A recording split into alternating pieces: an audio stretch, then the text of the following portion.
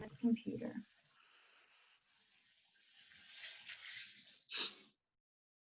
Okay, awesome. All right, I'm going to send us over to Facebook. Let me get my Facebook on my phone pulled up so I know what I'm doing.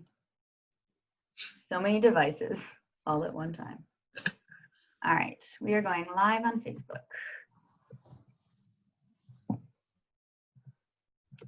Share on a page you manage, Charlotte Hawkins Brown, namesake historic site.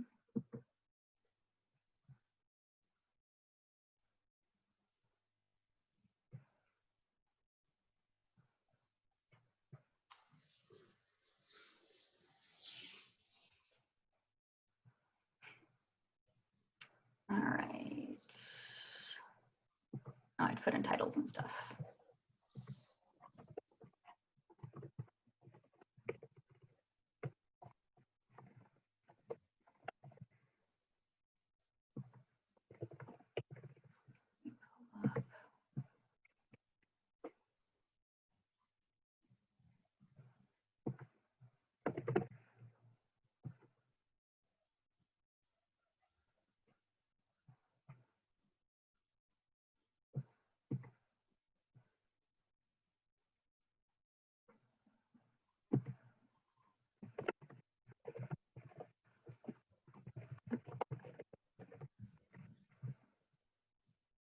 All right, we are going live. Yeah.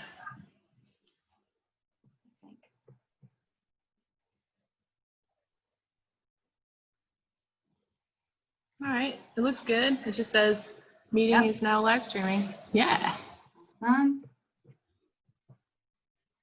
right, well, welcome to anyone that is watching so far. We'll get started in just a few minutes.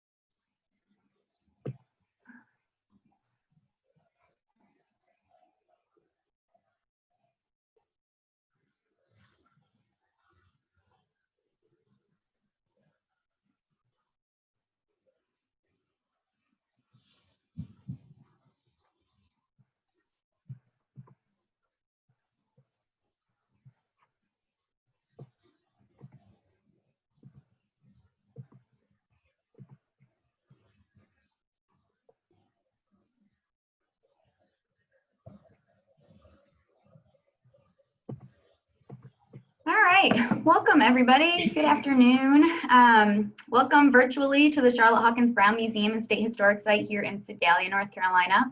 If you are joining us, you are getting ready to watch a live Voting Rights and Democracy class with Kara, Museum Curator at the North Carolina State Capitol Building. This class is part of a week-long virtual event that we're doing called She Changed the World. You can find the link to the Facebook event right on our Facebook page. But all this week we are doing activities and videos and blog posts, crafts, classes like this to commemorate the 100th anniversary of the 19th Amendment. With that, Kara, I will turn it over to you. Hello, everybody. Thanks for joining us today. As Sonia said, I am Kara Dedman. I am the Museum Curator at the North Carolina State Capitol. And you're joining me today from the Capitol, actually from the House of Representatives. So I'm in the House chamber currently. Throughout this presentation, I'll be switching back and forth between seeing me fully and sharing my screen with you. And I'll also be stopping throughout to check and see if you have any questions. So today, first I'll go over some key terms with you. We'll walk through a little bit of the history of voting rights and specifically of voting rights for women in the 19th Amendment. And then we'll review and we'll talk a little bit about what elections actually look like today when you go to vote today.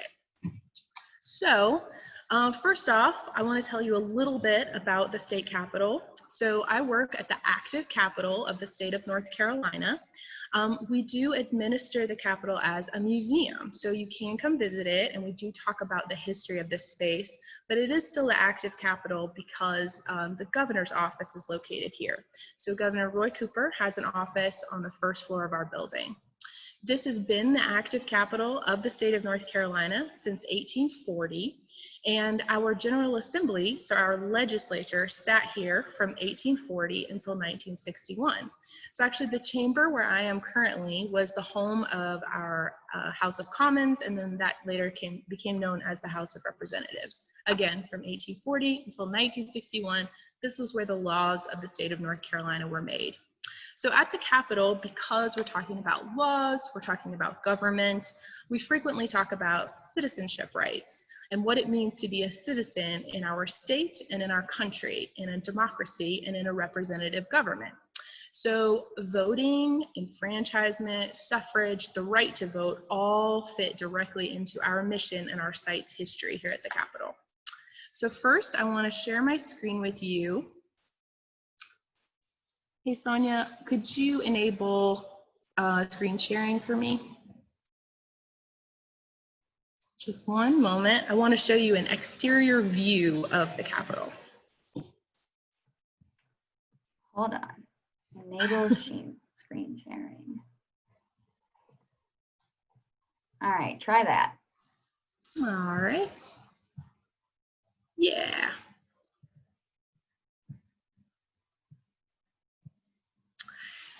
So I just wanted you to have a chance to see the exterior of our building. So this is the state capitol located in downtown Raleigh, which is our capital city. And this is the front door. So when you walk up, come to enter our building, this is what you'll see. Under normal circumstances, you can always visit our building. We hope to be back open to the public at some point this summer. So I just wanted you to have a chance to see what our building looks like, to be familiar with it when you see it here in Raleigh.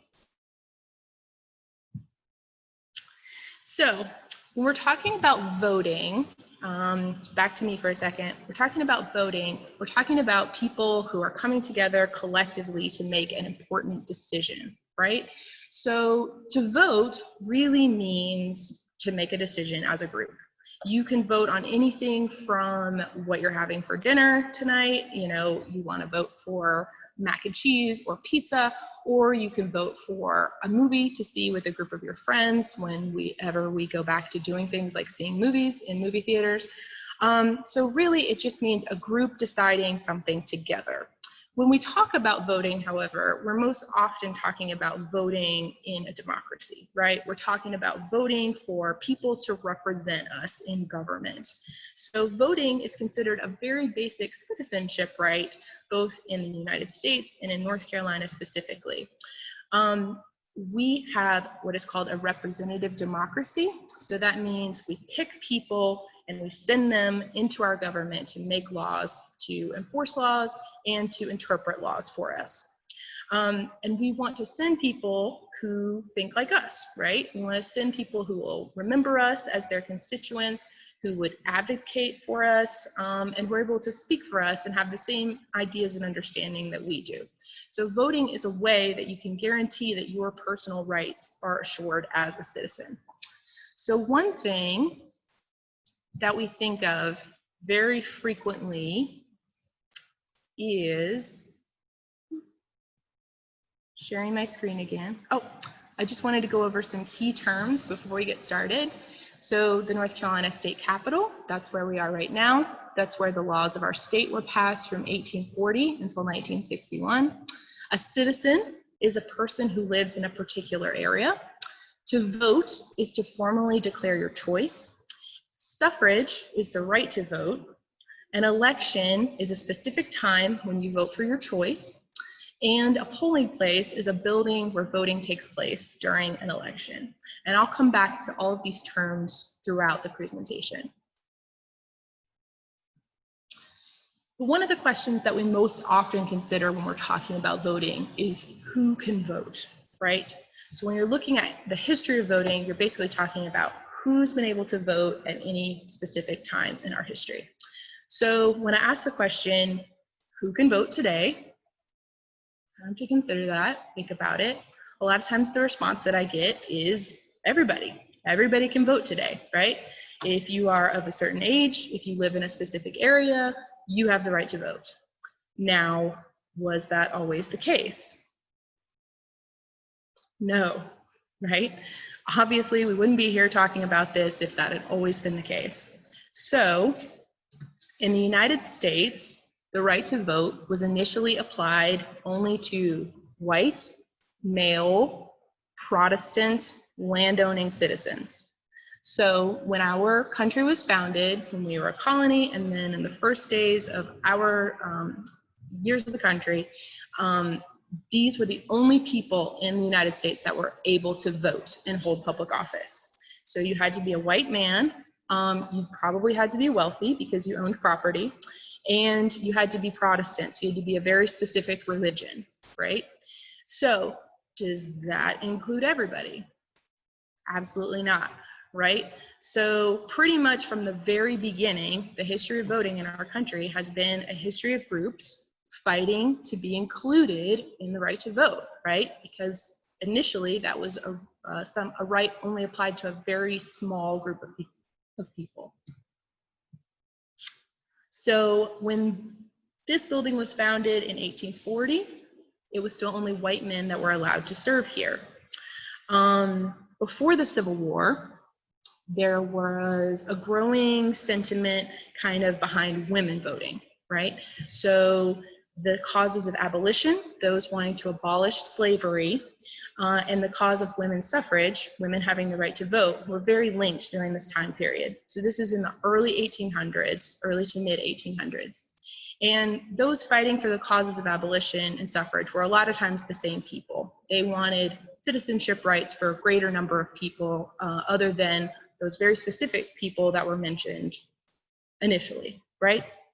So in the 1840s, there was actually a convention held in Seneca Falls, New York, and this convention was a women's rights convention, right? So a group of women and men gathered to talk about women's rights. From this convention, they produced something that they called the Declaration of Sentiments, where they echoed the words of the Declaration of Independence, except they added something. So they said, we hold these truths to be self-evident that all men and women are created equal. And they added that specific language to the Declaration of Sentiments. Now, they were a little bit hesitant to add in women's voting into this declaration. You know, it was still kind of considered a radical idea, women having the right to vote at the time. And it was actually Frederick Douglass, this gentleman here, who was the only African American in attendance at this convention. And we'll talk a little bit more about that later. He actually gave a very impassioned speech, and he was a known orator, right? He was very well known for his ability to speak, and he spoke so passionately. And he said that suffrage should be included in this Declaration of Women's Sentiment, of women's rights, right? So it was added in, and all of the delegates present at the convention voted for this declaration. Now, in the years directly prior to the Civil War, it was pretty much well known that the cause of abolition was the most important, right? So this means that the people supporting the end and the abolishment of slavery were coming to the forefront over women's suffrage. And at this time, it was still a very white-centric movement for suffrage, right? It was only really white women that were, I guess, at the front of this movement, or they were the only ones getting attention at this time. So the cause of abolition obviously won out with the Civil War, and several amendments were passed following the Civil War guaranteeing universal manhood suffrage. So the first of those amendments was the 13th, and this is actually this is a photograph of North Carolina's copy of the 13th Amendment. So the 13th Amendment freed previously enslaved individuals in the United States. The 14th Amendment guaranteed that those individuals were citizens and had citizenship rights, and the 15th amendment guaranteed that no citizen could be denied the right to vote based on race, color, or previous condition of servitude. So after the passage of these 3 amendments, what we see is that all men in the United States were voting, right? So that means white men and African American men were voting. They were part of this new group of voting people. Now, what we see here at the Capitol is if you are able to vote, you can serve in public office. So this is actually a photograph here of the North Carolina State Senate in 1874. And we see Black men serving in our state's legislature, so here in the Capitol, making laws in great numbers. And this was never before seen in our state, right? So one of the men, I'm actually gonna go, excuse me, if you can see that individual over here. So one of the men that served here in the Capitol was Abraham Galloway, and Galloway was born enslaved in North Carolina. He self-emancipated, so he ran away from slavery, and he actually served with the Union Army and then returned to North Carolina to be a delegate at the Freedmen's Convention here in Raleigh, and to be one of our first Black state senators to serve here in the Capitol. So before I go back to sharing my screen, are there any questions, Sonia?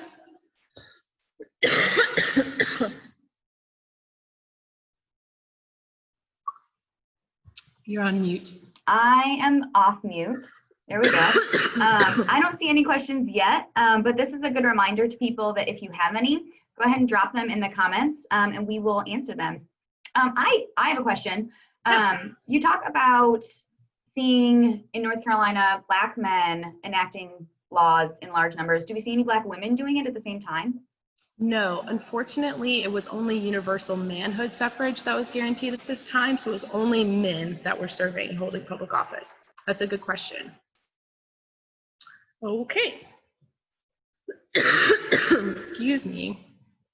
So I'm going to go back to sharing my screen. Okay.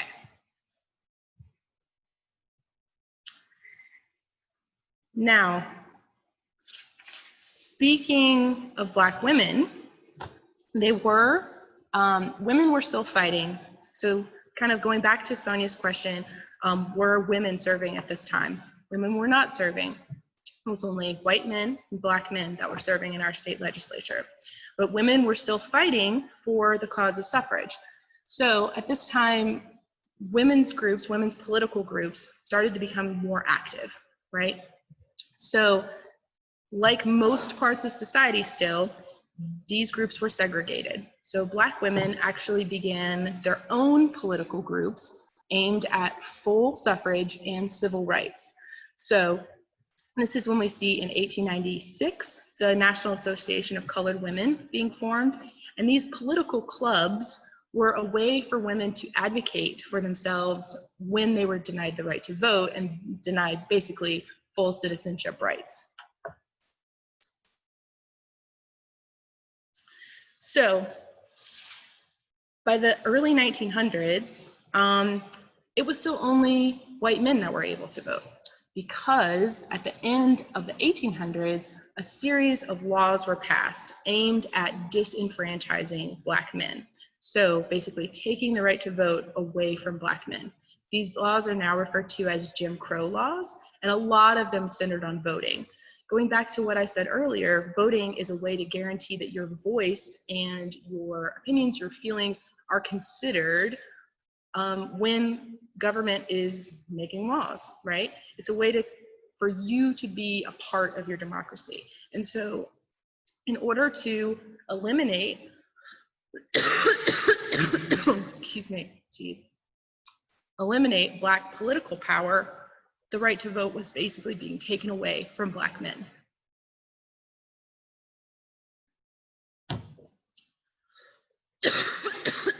Sorry, guys. This is the most I've talked in a couple of days. So, at this time, the early 20th century, again, it was only white men who were able to vote because of those other laws that had been passed disenfranchising Black men. Women were still fighting for the right to vote. So here in Raleigh, we actually had the state headquarters of the North Carolina Equal Suffrage League. Again, suffrage meaning the right to vote. And we had women like Gertrude Weil, who were very involved in advocating for women to have the right to vote in our state. So we see kind of at a national level, sentiment is increasingly positive around women having the right to vote, right? World War I happens, women actually serve in jobs outside the home. So women are serving in less traditional, more public roles as the men are fighting World War I overseas. And we see, again, sentiment is growing around this idea that women have the right to vote. Not everybody thought that it was good for women to have the right to vote, however. North Carolina actually had a very organized anti-suffrage league. We were one of the only states that had a published anti-suffrage journal. So these were women, for the most part, that were against women voting. And this is one of their mottos: a vote for federal suffrage is a vote for organized female nagging forever.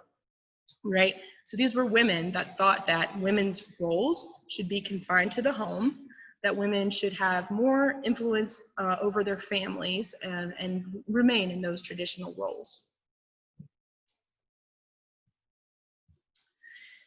Now, obviously, as sentiment is becoming more favorable towards women's suffrage, there were several attempts, both statewide here in North Carolina and nationally, to pass laws around women having the right to vote.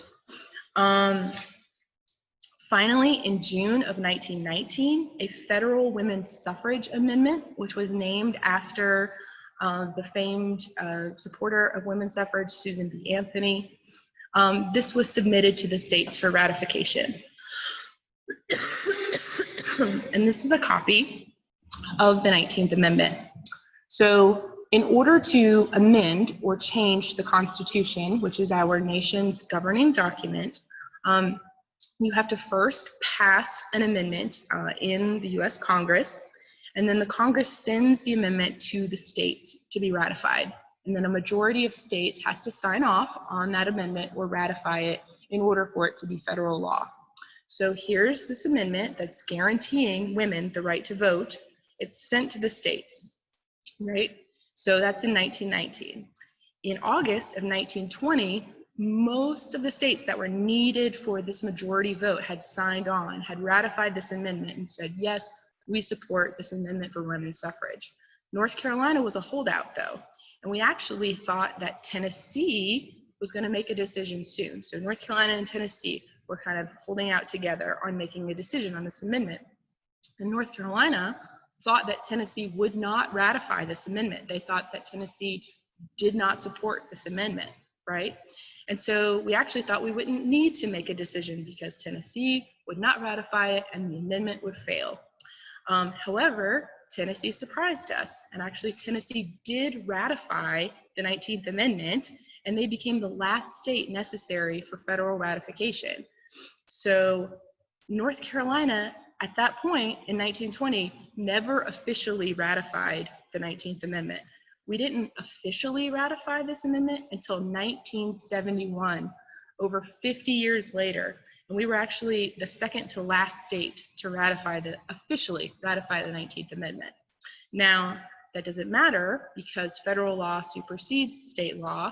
And so that means that this amendment was ratified by a majority of states. It became federal law, and then it applied to all of the states. So here in North Carolina, we actually had one of the first women to serve in any state legislature in the southern United States, and that's her there. So this is Lillian Exum Clement. She was from Buncombe County, North Carolina, and she served here in the House of Representatives beginning in the 1921 legislative session. So one of the quotes from Lillian is there on her panel, and it says, I know that years from now, there will be many other women in politics, but you have to start a thing. So Lillian was the first woman to sit in our state legislature. Sonia, do we have any questions? No questions yet. Although I wonder if you could talk about the room that you are currently sitting in. Yes, so again, this is the House of Representatives. It usually has a lot more furniture in it. We cleared it out recently for a restoration project. But this is where our house sat from 1840 until 1961. Again, when they were first convening in this space, it was only white men that were allowed to serve. Yeah, I don't know what else to say. The building is Greek Revival, so you see I'm in like a big open space. It's very echoey, which is why I'm wearing my earbuds so that you all get good sound. But if you have questions about the building, you can definitely ask those questions on the chat as well, and I'm happy to answer those questions. We do. We just got a question in Okay. From the Greensboro History Museum. They said, are there artifacts or collections at the Capitol that preserve the stories of, oh, hold on, I gotta make my screen bigger, of African-American state lawmakers during Reconstruction? We definitely have photographs that we use to interpret those individuals. As far as artifacts, we have reproduction artifacts that usually sit in the chambers, and we use those to interpret the just kind of senators and representatives in general. We usually have a quill, an inkwell, kind of the basic instruments that a senator or a representative might have had on his desk. And we have the chairs and the desks themselves that we use to interpret what might have happened in this space. But as far as actual artifacts that pertain to the first Black legislators, we don't have a lot. Like I said, we have photographs, and there are documents in the state archives that we have hosted here before, including the state's copies of amendments. So we do sometimes host those documents, and those are essential in telling that story. Yeah. For the large part, we talk a lot about the building itself as an artifact. So kind of what it witnessed, what it means. The Capitol is a symbol of North Carolina, so we kind of talk about the meaning that it's taken on over time and how that meaning has changed. And that definitely fits into the discussion of who was a citizen, who was enfranchised, who was allowed here and who wasn't, and who has been admitted to this space over time. So yeah, I'm sorry, that's not a great answer, but that's usually what we do. Any other questions? That's it for right now. Okay. So let's stay with me for a second and then go back to sharing my screen. So we're up to the passage of the 19th Amendment in 1920. Now, did the 19th Amendment guarantee suffrage for everyone? That's it. The suffrage question is over. No, right? Again, wouldn't be here talking about this if it was a checkmark complete victory for all women. So notably, the 19th Amendment did not apply to women of color in the Southern United States, right? Because again, those Jim Crow laws had been passed earlier. And even though federal law is supposed to negate and supersede state law, those state laws were still in place. So those state laws were used to deny the right to vote to African-American men and women and other women of color, right? Other people of color.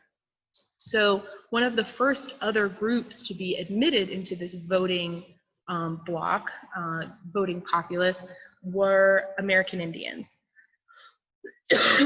Throughout American history, American Indians were not considered full citizens, and a lot of times they were considered tribal citizens, and their tribal citizenship actually was considered more important than U.S. citizenship. But when they weren't considered U.S. citizens, they couldn't exercise full citizenship rights in our democracy, right? So they couldn't vote, they couldn't hold public office. So in 1924, Congress actually passes the the Indian Citizenship Act. And this is declaring that American Indians were citizens and they could not be denied the right to vote, right? We still see voter suppression for American Indians, especially in North Carolina, again, because those local laws were being interpreted by people on a local level. So people locally were denying people the right to vote as they came to register to exercise that right. So we still see those laws in place, even though Congress is now saying all American Indians are citizens. We still see those laws enforced, other laws enforced at a local level. So back to sharing my screen. So back to the 19th. So I was talking about how the 19th Amendment was not a guaranteed victory for all women. And notably, one group that was left out of the 19th Amendment's victory were African American women. So in the 1940s, well, really in the 20th century, you start to see this emphasis on civil rights for African Americans stepping up, stepping up, stepping up. In the 1940s, Charlotte Hawkins Brown actually said, "Women of America are finding out that no women are wholly free until all women are free," right? So again, that goes back to this idea that this 19th was an incomplete victory and other groups of women were still fighting to be included in the right to vote. So after World War II, civil rights protests garnered increasing support and more organized support, right? So these are actually protests in downtown Raleigh. In this top one, you can see right above this Justice, Justice sign, that's actually the Capitol there in the background. So these were protests on Fayetteville Street, blocks from the Capitol. I can actually look out the window in front of me and see where these protesters were along Fayetteville Street. So these protests garnered more and more support on a national level, and a lot of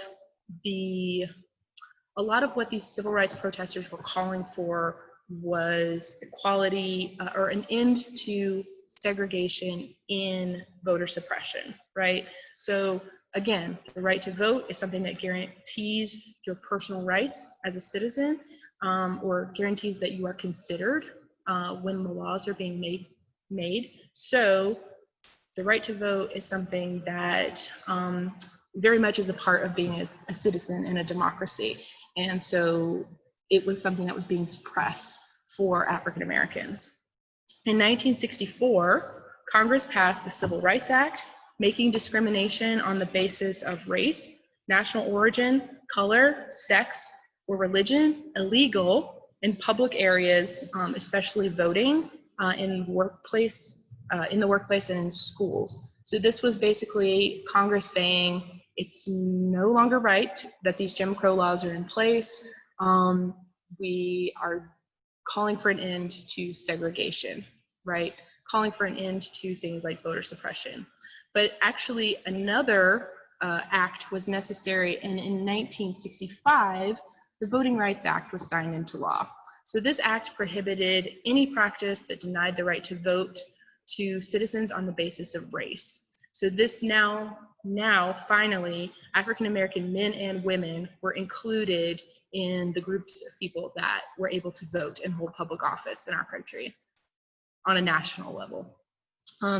Over time, there have been extensions made to the Voting Rights Act, including one that was passed in 1975, which called for bilingual ballots to be used in certain parts of the United States.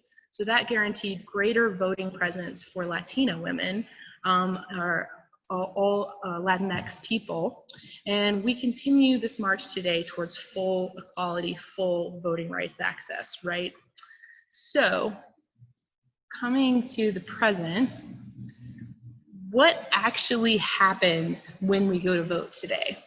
On election day, which is a special day meant for voting, people go to designated spots called polling places.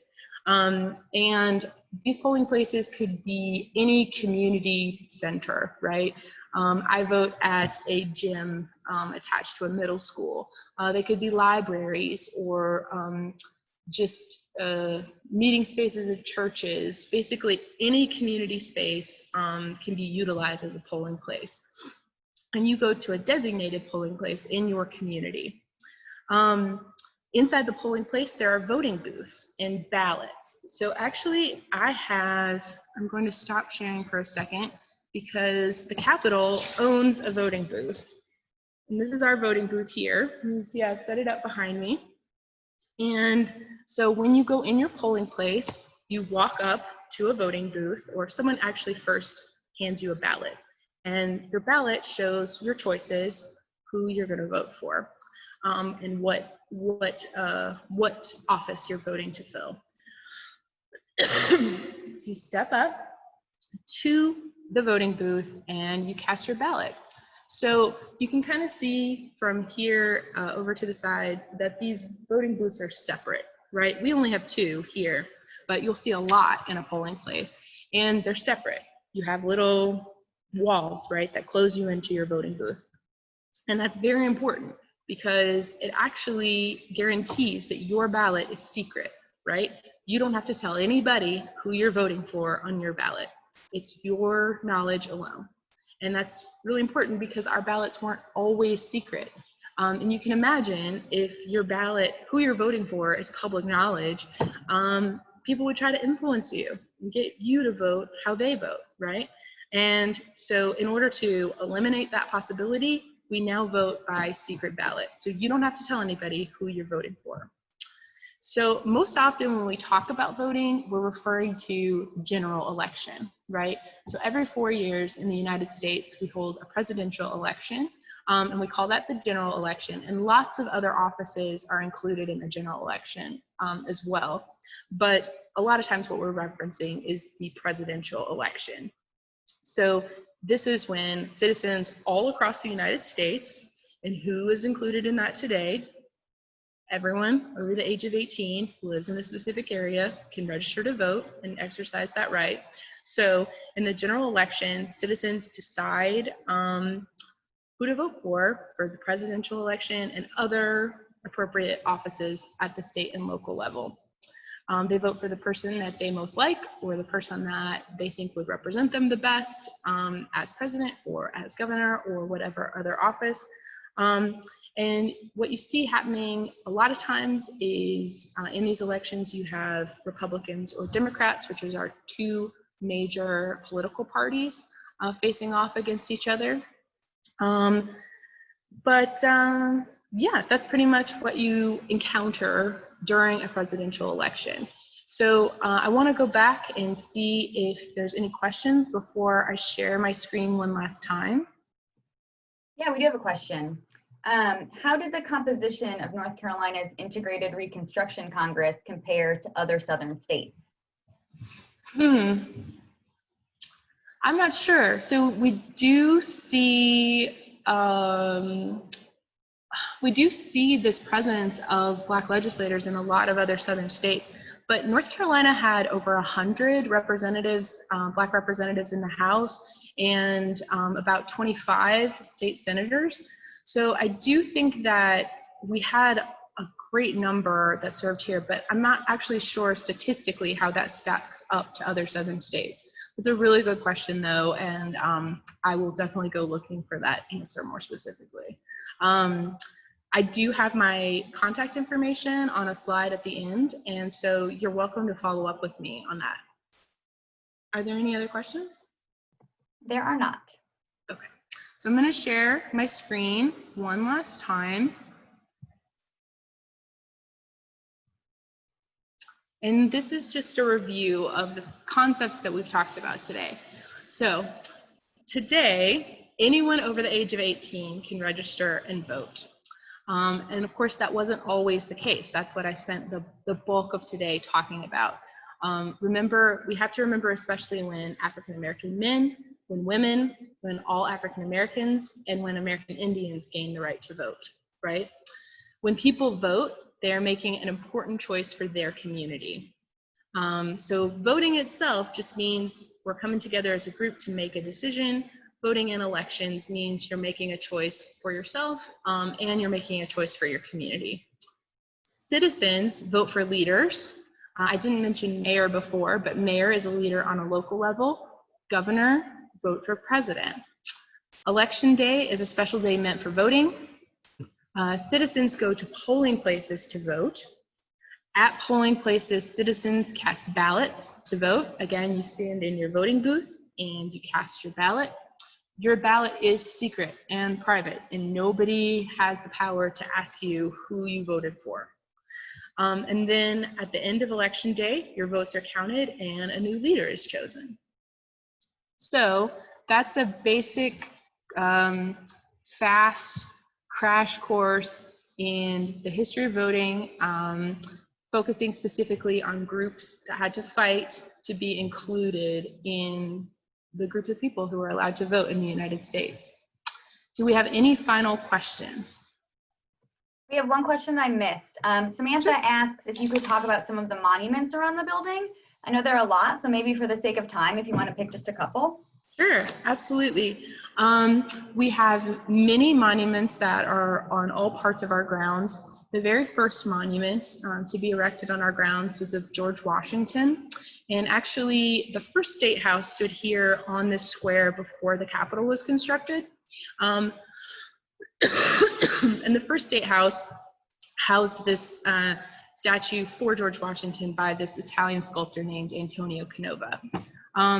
When the State House burned in 1831, which obviously was the event that led to the construction of this building, that statue was lost. So the very first monument on our grounds was dedicated in 1857, and it is of George Washington also, because the state mourned the loss of the George Washington statue from inside that first State House. So he stands on our south grounds, faces south. We have an overrepresentation of Confederate monuments on our grounds. There are many when compared to other eras of history, of North Carolina's history that are represented. These monuments continue to be debated and controversial. And then we also have newer monuments. So one of the newest monuments on our grounds is the Vietnam Memorial. It was dedicated in 1987. It's actually the only monument on our grounds that depicts someone other than a white man. And it was sculpted by a woman. So it's the only monument on our grounds that actually holds that distinction as well. The Vietnam monument depicts 3 soldiers from Vietnam. It's entitled After the Firefight, and it's supposed to depict those men leaving after, some battle or something has occurred. The 3 men represented are actually the sculptor worked from real life models for those men, and she used models of different ethnicities. So they depict a white man, a black man, and a Lumbee Indian. So we have monuments all over the Capitol grounds, and again, representing all eras of North Carolina's history. Any other questions? Awesome, thanks. I don't see any, but this is another good time to remind anybody that if you have a question, drop it in the comments. If you have questions after this live ends, you can continue commenting on it and we'll continue working on answering them. Yeah, I'll actually show, so this is my contact information, and you're welcome to email me here. This is my state email, or you can follow us on any social media. We are at NC State Capitol on Instagram, Facebook, and Twitter, and you're welcome to interact with us on those platforms as well. I'm so sorry that I was losing my voice and hacking throughout. I've been sick for a few days and I super apologize for that. But that's why we're doing these virtually, right? So any last thoughts or anything, Sonia? I don't think so. This was great. Thank you again, Kara, for volunteering to do this. As a reminder to everybody, this is part of a week-long virtual event through the Charlotte Hawkins Brown Museum called She Changed the World, all about the commemoration and the 100th anniversary of the 19th Amendment. So continue following along with that event and all the great stuff we have coming up. But thanks again, Kara. I really appreciate it. Thank you. Thanks for including me and for including the Capitol in this. Yeah. And like I said, if anybody has any questions, continue commenting and we will work on answering them. But I think we are all set now. Bye. Thanks, Kara. Okay. Bye.